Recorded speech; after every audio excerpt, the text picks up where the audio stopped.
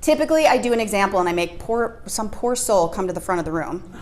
But I'm not going to do that to you, so you guys get off the hook because we don't have the time. But I am going to give you my little secret. I have a variety of candy at the front, and I ask a volunteer to come up to the front, and I say, pick your favorite. 100% of them pick peanut M&Ms. I do not know why. Maybe it would be different here. But I say, can you please describe the candy? And they go into this elaborate, melts in your mouth, not in your hands, peanut center, candy-coated shell, love it. Right? I'm like, great, thank you. Now can you describe yourself? And they're like, oh my God, please let me sit down. Okay, why do we do that? Here's the thing. I just turned 50 on Monday. Yeah, when the front number turns over, it's a little bit surreal. But anyway, I digress. So I've been in my body a half a century, officially. Half a century. You'd think I'd kind of have it figured out, right? Like I would know thyself. But typically what happens is we don't want to boast. We have been trained to ask about the other person. No, let's not talk about me. Let's talk about you.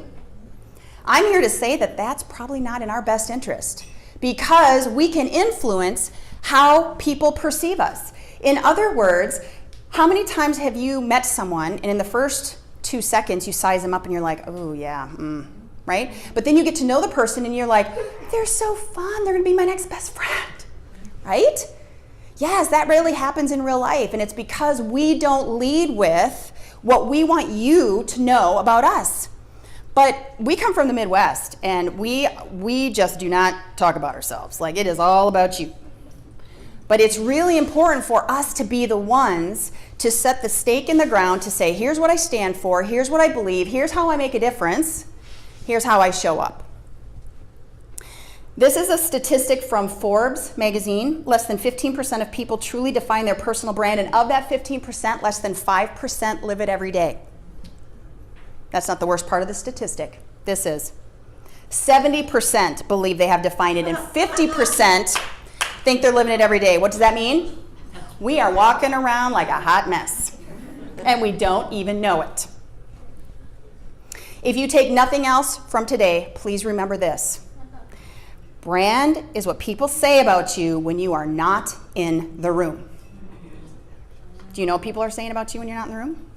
Bet you've never asked. You can influence it.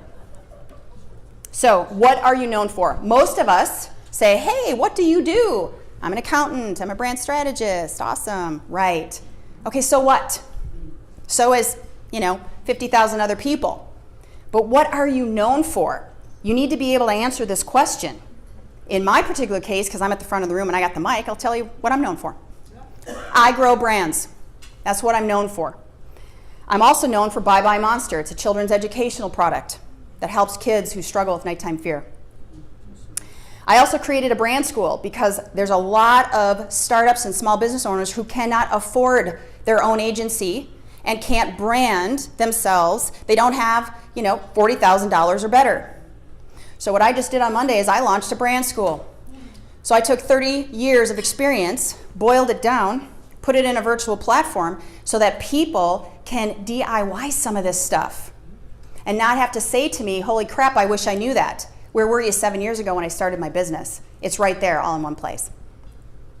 And I also wrote a book about it, Moology. Moology is how to make money through brand, how to get someone to do what you want them to do and have them think it was their idea. The psychology behind brand. And believe it or not, you can make a lot of money if you put some effort into your brand.